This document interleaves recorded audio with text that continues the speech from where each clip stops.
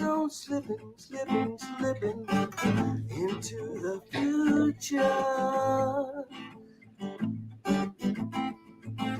Time keeps on slipping, slipping, slipping into the future. I want to fly like an osprey to the sea. Fly like an osprey, let my spirit carry me. I want to fly like an osprey till I'm free. Lord, to the revolution. Feed the babies that don't have enough to eat. Shoe the children, no shoes on the feet. House the people living in the street. Oh, there's a solution. I want to fly like an osprey to the sea. Fly like an osprey, let my spirit carry me. I want to. Good morning, Ospreys. It's time for Protecting the Nest. Good morning, Tara.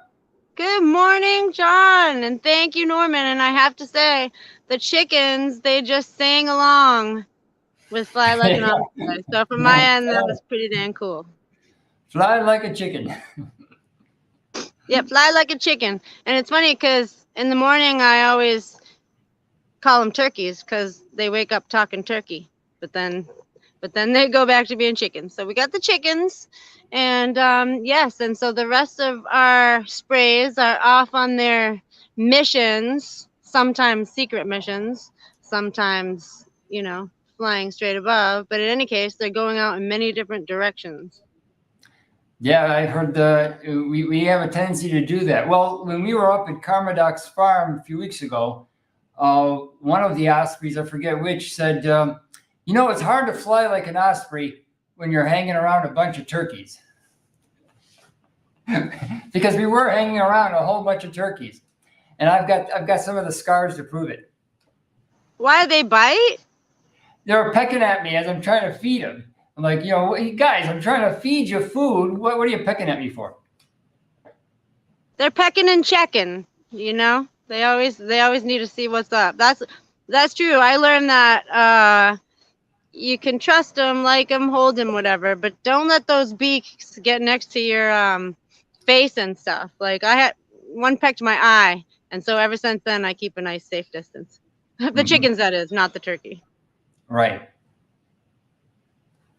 But it is cool. They're so like prehistoric seeming. So it's like every time you have a little bit different angle on nature, you learn something, and just learning a little bit more about just those base simple things in life. I saw this thing last night that was like, purifying water, growing food, building, loving. Like those are like the basics, and so that's what we got to focus on teaching and developing. Yeah, that's important what you just said about the basics. Again, back on Carmadoc's farm, I was remembering things that my grandparents and my great uncle told me when I was like 9 years old, and that because of our society, the way it's constructed, with many things that are basic are we forget. They're drilled out of us. Yeah, and I think that it's not, one of the things that I was thinking about earlier was this idea of like, we all know that centralized. You know what it was? I was thinking about Starbucks because I worked at Starbucks a couple different times. Kind of right in the beginning before they got super corporate, and then at sometime in between where I didn't, and then I worked from them again when they got more corporate.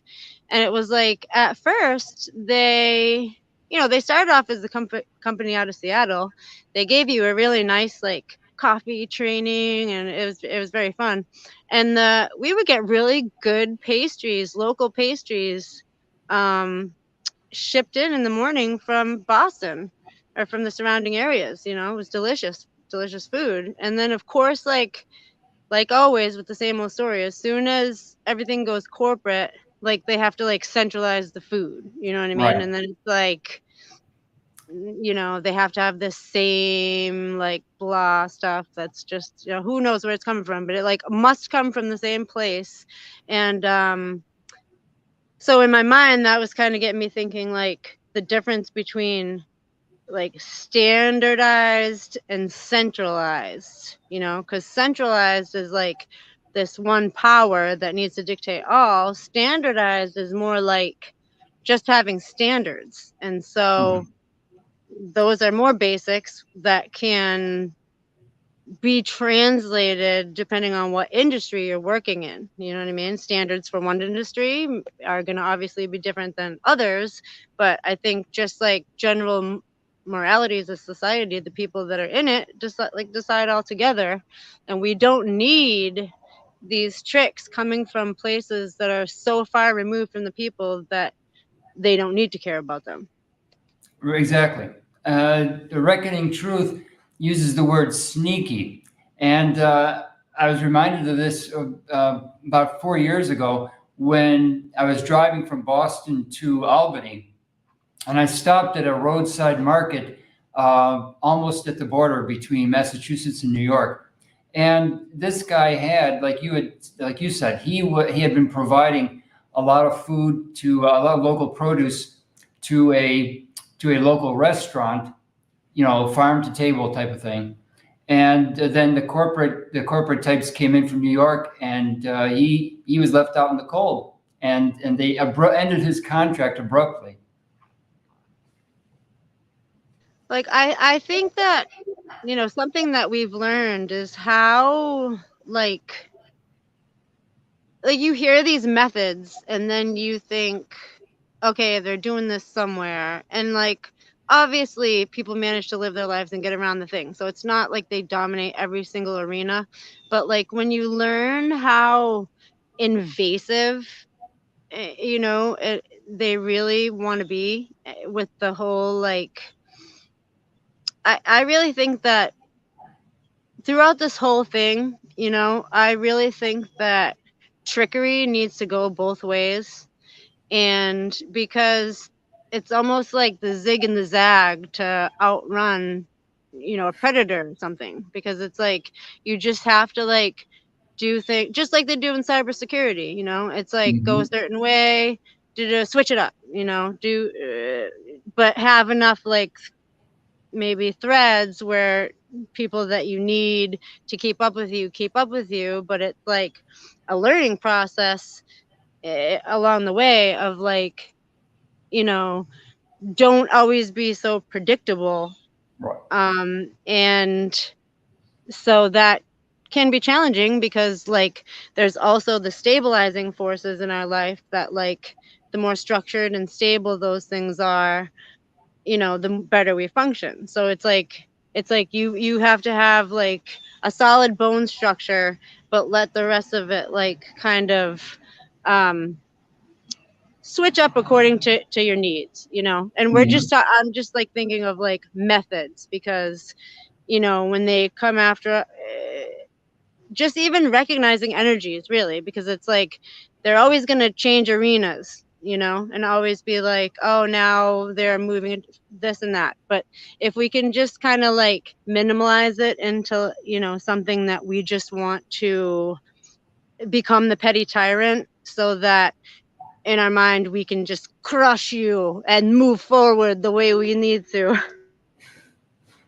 Well, again, the last time I saw Norman in person, we were talking about energy, and he was explaining all the ways that they can use your energy against yourself. They have a very and Wendy also told us all the ways that they can use your energy against you. And so the trick is that you have to be nimble and find new ways every day that you can use your energy for good to move our football down the field. Exactly. And it's been way too long since I've seen those guys, but last time I mentioned him, I was saying that his YouTube at least is like a needle in a haystack, but then I remembered if you type in hashtag Club Osprey, that's Norman's like tag thing. So then you can get all his songs on there because I think he puts it on every song. But he's been doing some amazing stuff, and I can't wait to see those guys, see everyone in person. Really, we were just talking about kind of charrettes. I know we're in a season, we're coming up in the equinox now, and there's a lot going on in a lot of different directions. So I don't know, John, how do you see things going as far as like for the fall?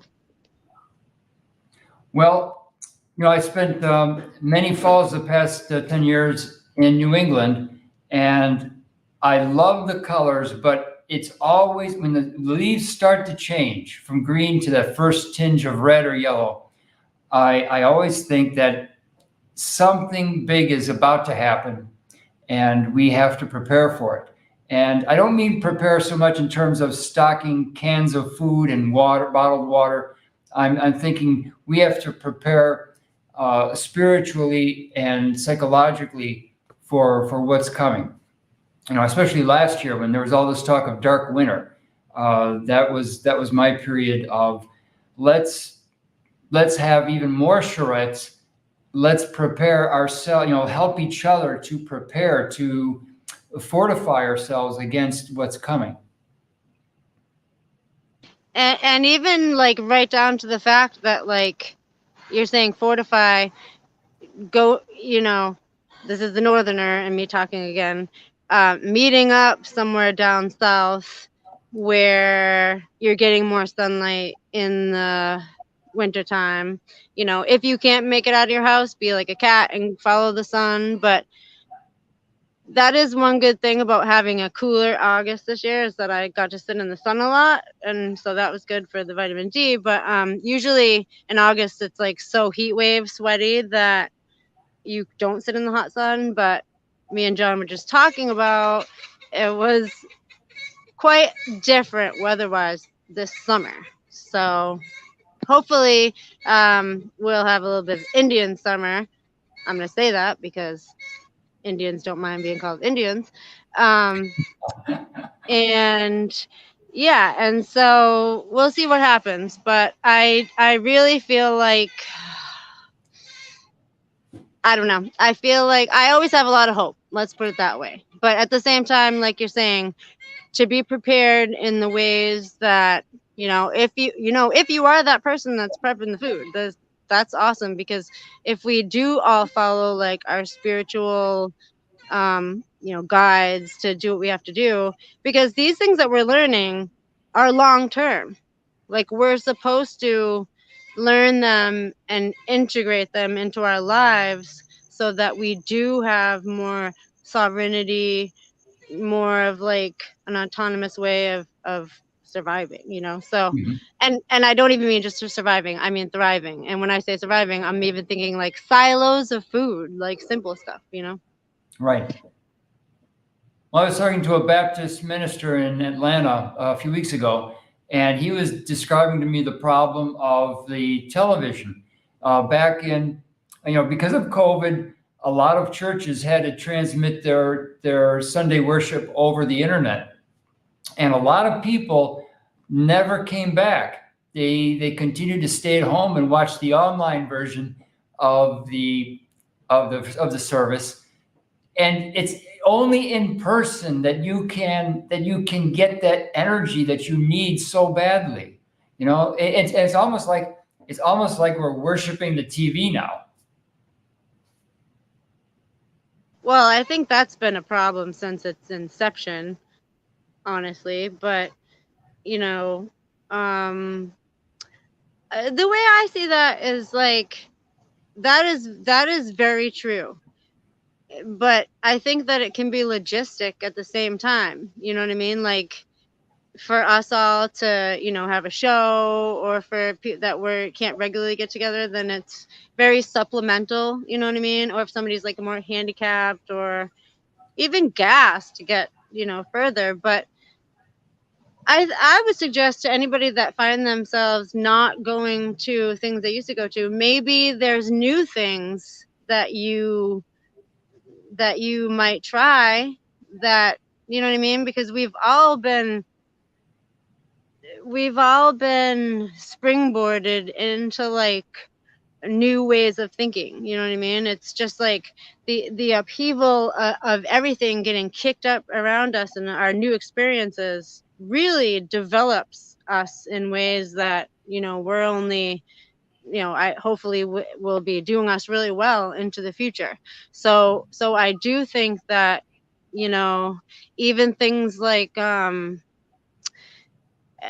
think it's a little more Israeli, or these like, not Yiddish, but these, they like dance, and they like even hold each other as a group when they dance. You know what I mean? Right. Things like that, or just praying all together, like laying your hands on someone, doing music live, or just because the vibrations that you get are, we're sending them out anyways. So even if you pray and you're not with somebody, it's still going to reach you. But to just reach out and give a great big awesome hug, like heart to Mhm. heart, that is, necessary too. And there's something very, very unique when a group of people, whether it's 4 people or 40, when they stand in a circle and hold hands, that there's an energy that goes around and around that's unbeatable. That's why we have, for our newest subscribers who've asked, what is a charrette? A charrette is basically a work party where we physically come together and we bring all our files and our folders and our notebooks, and we share tips and tricks on the kinds of research that we're doing, whether it's the JFK assassination or what's happening on Maui, or whatever the topic is. We being together physically in one space, and then we have separate hotel rooms or whatnot, but being together during the workday, and we feed off of each other's energy. That's what a charrette is.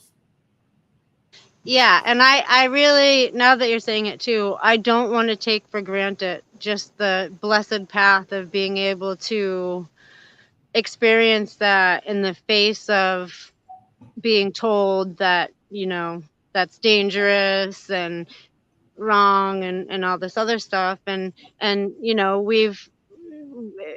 it's been amazing going to different places, exploring things, going to like cool hotels, but there has been those times where we've been, Airbnb in it or whatever, where, you're even in house with people that become your friends, and it's so beautiful because you're eating together, it's just so much more enriching than just a meeting. And I love meetings, so don't get me wrong. So even if it's just a meeting between people that just have a working relationship, Mhm. that's awesome too. It's like wherever you find yourself drawn to, called, or even just, I honestly, because whatever forces got me to where I got, I thought that when we first met up that there was going to be a lot more people, like saying like George's chat or John's chat, that showed up in person. And and then I realized, oh, I guess we represent a lot of people that are supporting us, that's not necessarily their thing to have to go out and talk, but everyone has their way of going down the communication line of helping get information where it needs to get to, and everyone doing their part. So I think we're proud to come out and just be the blabbermouths of everything, but that's not to take away from how important of work people are doing. Just like, I have like so many screenshots of like the chats over the years, and just like different things that people have brought that I just, never want to take for granted. Mhm. Yeah, we talked or before the show about doing a shred in the Boston area, and one of our subscribers said, "Well, I'm 78, and I don't know what can I do. I'm not George Webb. I'm not a Mark Kulak. What can I do personally? Don't let that kind of thinking stop you, because there are thousands of kids in your state or in your territory that cannot defend themselves from this onslaught. You have to step out of your comfort zone and take the initiative. I was very nervous the first year. I didn't even give George or Aaron my name, my last name, because I was so nervous. I was afraid who knows? I might get attacked by some rando. But you have to step out of your shell eventually if anything is going to get done. Don't wait for someone else in the Chicago area or the Boston area or the Philadelphia area to take that first step. You do it. And also, fear is, we all feel it. And I think that we're meant to, just like any other kind of, not enemy, but like something that you just want to understand it and take it down. Because like living in fear, it's just not the answer to good living, So that's why in kind of like some of my more, I don't know, not out there, but like some of my more deeper things that I believe is that, well, and I have good reason to, because I've seen a lot of evidence, and some of the evidence that you don't even collect because it's so dark. So there are things that, like the things that you hear that are dark, that really are that dark and really are that disturbing. But at the same time, we talk about, secret teams or whatever, there really are benevolent forces that are more intelligent, more that's just blessed in the way that can take it on. So it's both directions. Like, yes, it's that bad, and yes, it's that flipping amazingly good. And so I guess that does kind of come off as like the really like extremes, but the momentum that we can build within that doesn't, you know what I mean? Like any good momentum, it starts tightened up, and as you gain momentum, you can kind of like open it up. But so wherever anybody is at right now, I think that the so many different directions and so many different things are opening up, that in the face of everything we face, of all the darkness, there are so many exciting things to look forward to, and new paradigms like education, and that's one good reason of like any age, 78, whatever, to if we remain on a learning curve, then that helps us to remain on a teaching curve. And so if we're going to develop these networks that help teach our children and people coming up, like ways to live that are combine all the good things that we've learned, but also at the same time build them strong to be ready for different potential, like a warrior spirit. And so we can teach every day. There's an opportunity to teach every day, whether it's just like a conversation with somebody like at the donut shop, or something with like your own children, your own grandchildren. And asking questions is one of the best ways to not seem threatening in a conversation. Right. That's where we have to do a special show just on how to ask questions without getting the other party riled up. It's a very fine technique. I just got a message from Carol. Tyrone is doing the show on Neighborhood News. What do you think about wrapping up here and both of us jumping onto Tyrone's channel?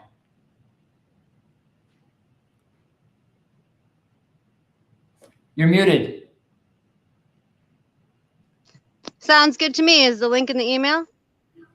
No, I get Carol to email us the link, and then I will tweet it out to everybody in the chat. Okay. Sounds See you on good. that. I'll see you there. Bye, everybody. Eat.